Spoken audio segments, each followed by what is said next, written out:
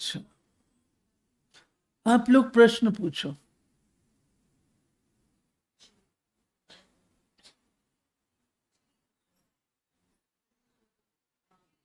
आप ये बताओ, श्री कृष्ण जन्माष्टमी में व्रत क्यों रखते हैं?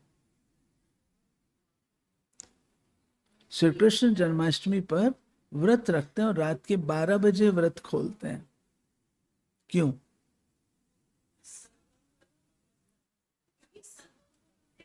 हम्म? इस समय हम व्रत अभी ये कौन सा व्रत है?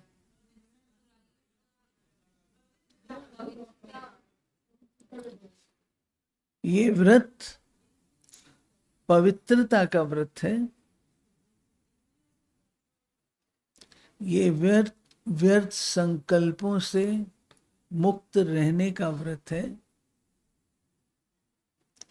ये व्रत उपासना का व्रत है। कहावत है तप से राज्य, राज्य से नर्क। जब तक तपस्या नहीं की है तब तक राज्य प्राप्त नहीं होता। कौन सा तप हम करते हैं? ये तप हम करते हैं, मर्यादाओं का व्रत, श्रीमत पालन करने का व्रत, सद्गुणों में स्थित रहने का व्रत,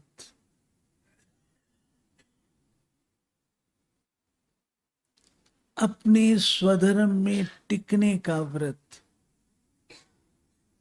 ये व्रत हम लेते हैं। सारा दिन जब इस व्रत में रहते हैं तब श्री कृष्ण का जन्म होता है। एक दिन की बात नहीं है, पूरे संगम की बात है। पूरा संगम, जब हमको नॉलेज मिल गई, पूरा संगम हम ये व्रत रखते हैं। और व्रत को तोड़ा नहीं जाता है।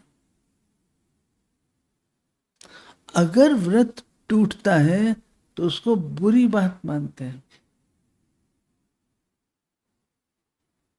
हमें व्रत तोड़ना नहीं है,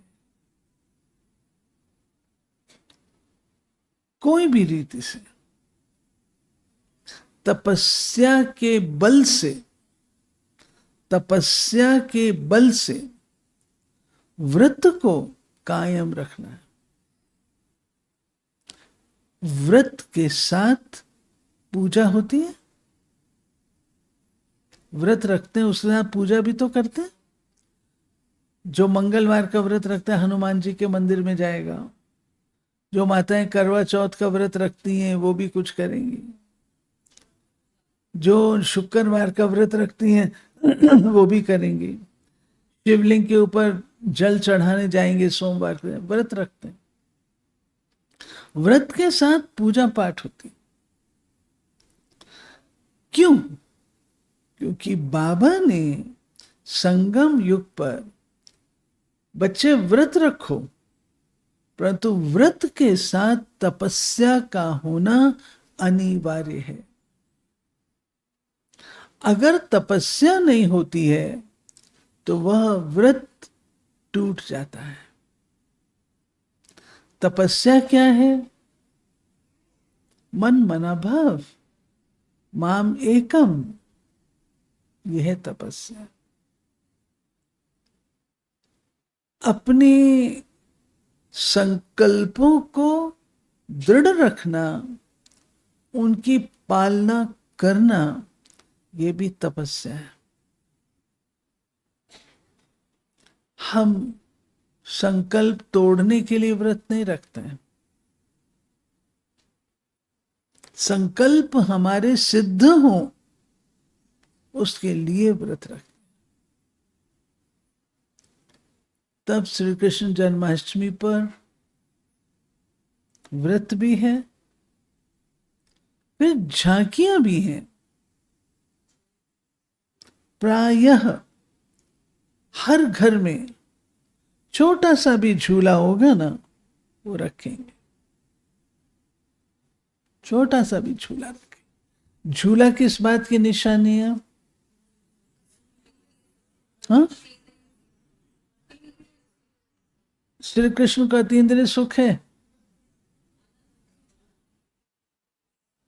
झूला किस बात की निशानी है?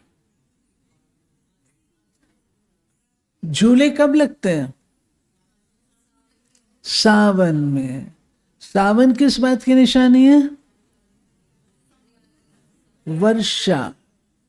वर्षा। तो जब ज्ञान वर्षा होती है तो हर्ष विभोर होते हैं। और सावन में झूले आपने देखो पेड़ों पर भी लगा देते हैं। जितना जितना आत्मा ज्ञान धारण करती जाती है, उतना उतना हर्षित प्रसन्न चित्त होती है और ज्ञान के झूलों में झूलती है, हर्षित होती है, ज्ञान के आधार से हर्षित।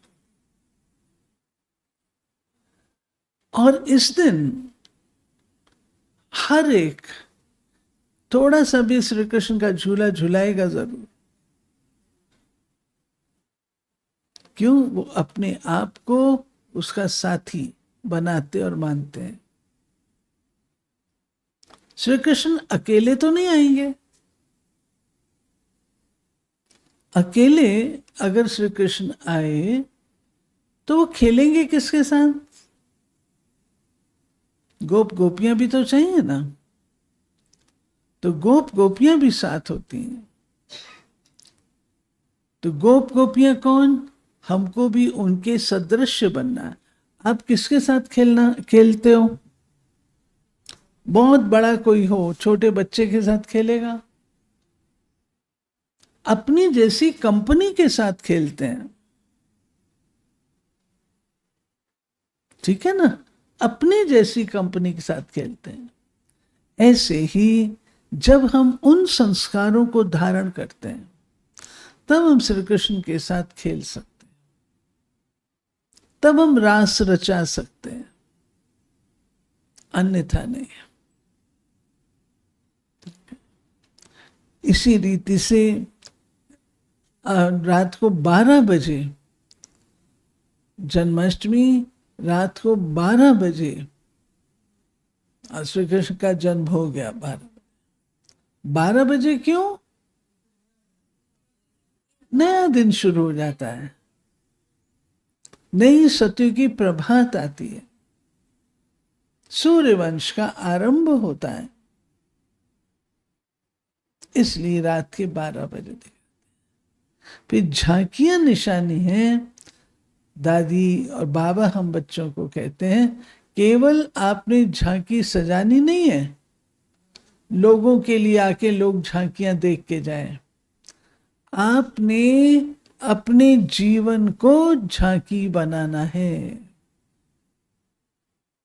अपने जीवन को झांकी बनाना है ताकि लोग आए तो क्या, परंतु आपका वो दिखाई दे, स्वरूप दिखाई दे। वो है झांकी। फिर माखन चोर। आज के दिन मक्खन भी मिलता है। श्री कृष्ण के बाल चरित्र बहुत प्रसिद्ध है। बाल चरित्र प्रसिद्ध है ना। मटकी फोड़ी, बाबा कहता है ये मटकी बेचारे ने नहीं फोड़ी थी, उसके घर में मक्खन बहुत था। हा? लेकिन ये संगम की निशानी। संगम पर बाबा कहते हैं कि तुम बच्चों को मैं मक्खन देता हूं, ज्ञान माखन देता हूं, जिससे तुम ये बनते हो। वस्त्र चुराए। अब सोचो, क्या ये राइट बात लगती है? कहाँ सत्यु का प्रथम महाराज कुमार इतनी पूजा करने वाला, पूजा उस जिसकी होती है, तो वो वस्त्र चोर होगा? वस्त्र चोर नहीं था। गोप गोपियां, पर गोप गुप्त। तो परमात्मा ने कहा ये आत्मा है गुप्त, इस देह को भूलो। उन्होंने देह को भुलाया, इसलिए वस्त्र हरण, वस्त्र चुराया चुराया ये दिखाते हैं। हे आत्मन, अपने को समझो और इस शरीर रूपी वस्त्र को भूलो। वो वस्त्र थोड़ी ऐसे है, नहीं। तो बाबा ने हम बच्चों को श्री कृष्ण जन्माष्टमी का रहस्य समझा करके हमें उसको श्री कृष्ण जैसा बनने की प्रेरणा दी है। कोई नहीं कहता, सब कहते हैं कि आप पूजा करो, श्री कृष्ण की पूजा करो, श्री नारायण की पूजा करो, परंतु कोई नहीं कहता कि आप खुद भी इन जैसा बनने की कोशिश करो। कोई कहता है? बाबा ही कहता है, इन जैसा बनने की कोशिश करो। तो आप लोग देख रहे हैं झांकी में कृष्ण सुदामा, सुदामा दोस्त था परंतु गरीब था, लेकिन श्री कृष्ण उसको दोस्ती के नाते वो लेके आया था थोड़े से चावल। कहीं भी जाते हैं, हम कहीं भी जाते हैं तो हमारे परिवार की रस्म है, हम अपने लौकिक में जाते हैं तो कुछ लेके जाते हैं। लौकिक में एक दूसरे के घर जाते हैं, कुछ लेके जाते हैं, खाली हाथ तो नहीं जाते हैं। फ्रूट ले जाएंगे, चॉकलेट्स ले जाएंगे, मिठाई ले जाएंगे, कुछ तो लेके जाते हैं लौकिक में भी। तो ये भी हमारा अलौकिक है, अलौकिक में भी खाली हाथ क्यों आना। तो श्री कृष्ण दिखाया, वो भी दोस्त के पास गया तो चावल मुट्ठी लेके गया, मुट्ठी भर चावल। श्री कृष्ण ने कच्चे चावल खाए, क्योंकि सवाल चावल का नहीं है, सवाल इस बात का नहीं है क्या आप लेकर के आए, सवाल इस बात का है कि उसमें भावना क्या भरी हुई है, भावना क्या भरी। तो भावना बोलती है, भावना बोलती है, उस भावना से उसको फिर प्राप्ति होती है। अपने मधुबन में आज के दिन बहुत प्यार से भोग लगता है, दादियाँ थीं तो बहुत। आज आपने कुछ किया नहीं है रास का? हाँ, बहनें भी करेंगी, ओके, भाई भी करेंगे। तो ऐसी जन्माष्टमी की आप सबको बहुत बहुत बधाई हो, बधाई हो। और आज हम सब बहुत प्यार से प्यारे बाबा को भोग स्वीकार कराएंगे। जब बाबा साकार में थे तो हम लोग बाबा को टेलीग्राम भेजते थे मुबारक के, श्री कृष्ण जन्माष्टमी पर, शिवरात्रि पर बाबा को टेलीग्राम भेजते थे मुबारक। तो आज भी हम बाबा को मुबारक देते हैं, साकार का है ना। ओके, आओ।